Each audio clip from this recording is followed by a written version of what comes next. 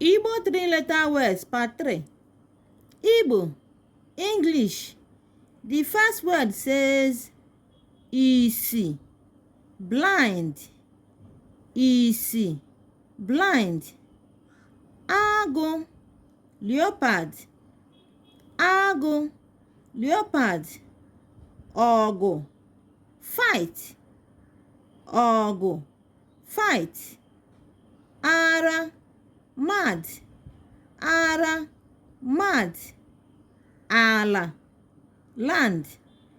Ala, land. Akụ, wealth. Akụ, wealth. Akụ, palm kernel. Akụ, palm kernel. Aka, bead. Aka, bead. Akị, palm kernel.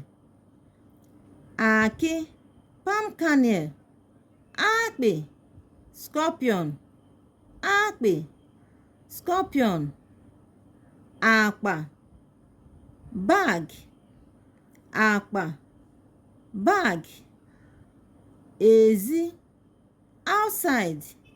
Ezi, outside. Ụra, sleep. Ụra, sleep. Ọgụ, hoe. Ọgụ, hoe. Ije, walk. Ije, walk. Ose, pepper. Ose, pepper. Ọzọ, title. Ọzọ, title. Ugbo, farm. Ugbo, farm. Afọ, year. Afọ, year. Oge, time. Oge, time. Remember, ugbo, it is only three-letter words.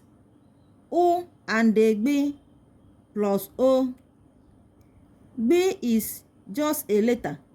The same thing with akpe. P is just a letter.